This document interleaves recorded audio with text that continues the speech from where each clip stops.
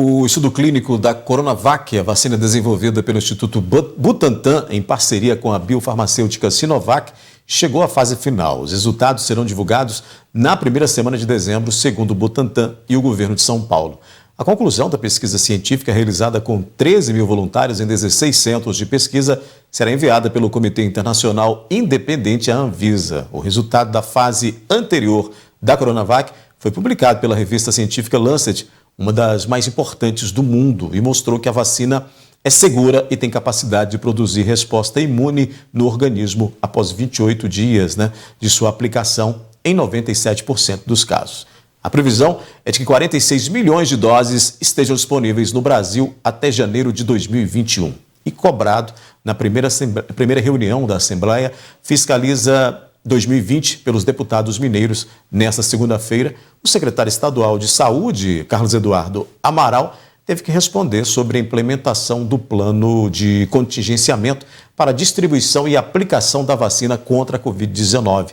O secretário disse que a vacina deve estar disponível no estado de Minas entre fevereiro e março de 2021.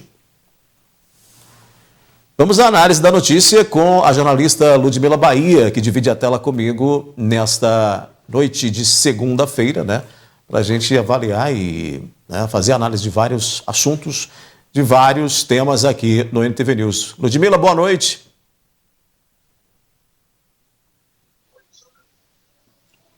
Boa noite, Odair. Boa noite para todos que acompanham o NTV News. A gente chega para aquele momento de dialogar, de conversar sobre alguns assuntos que, olha, a gente pensa que vai ter calmaria quando a gente percebe não. Tem muita coisa para a gente conversar, tem muita coisa para a gente dar o ponto de vista já nesse início de semana, viu, Odair?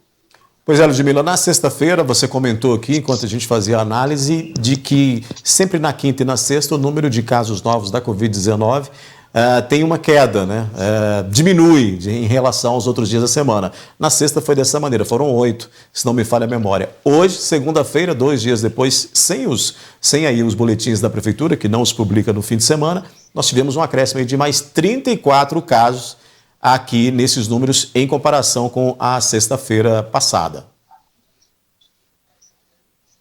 Pois é, daí foi uma constatação, até que uma observação feita por você, essa questão de chegar na sexta-feira, ter essa diminuição, e a gente acompanha os parâmetros e observa isso, uma queda em relação ao montante registrado ao longo da semana.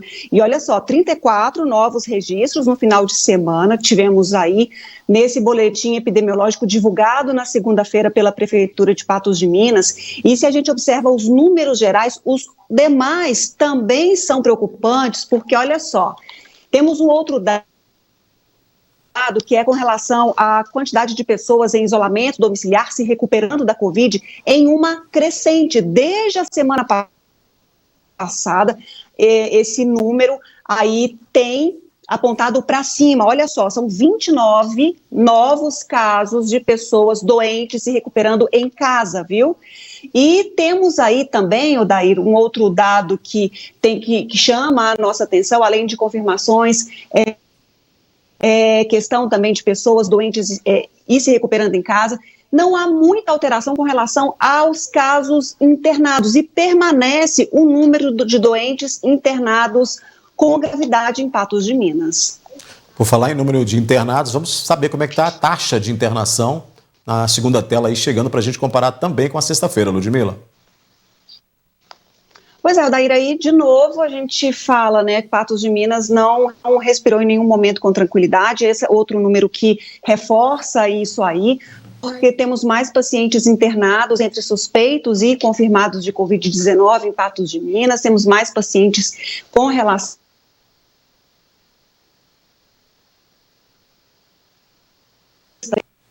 de ocupação. Também são pessoas que vêm de outros municípios e que se recuperam da Covid-19 em Patos de Minas. Com relação à sexta-feira, tivemos ali ou estabilização ou mesmo número de ocupação, aí os números de ocupação de UTI são iguais, mas os clínicos tivemos aumento, um ligeiro aí. A gente está tendo um pequeno problema com o áudio da Ludmila e a Ludmila faz essa participação, né, de casa aí, de maneira remota, né, pela internet, e a gente está tendo uma pequena oscilação aí na internet dela, né, nessa transmissão. Mas deixa aí na tela então, Luiz, essa nossa tela, justamente era isso que a Ludmila estava comentando, dessa questão de ocupações, né? Nós temos aí a questão do Covid público e privados, em comparação com o Covid público e privados de hoje, né? Você vê aí que permanece em 34,62. Os clínicos também, houve alteração, né? Nos clínicos de 9,38, que antes era de 8,70. E aí na ocupação geral, tínhamos 52,58%, hoje 46,71%. Ludmila, você já está pronta aí, já está a posto, porque nós tivemos uma oscilação aí na sua transmissão. Odair, estou aqui prontíssima.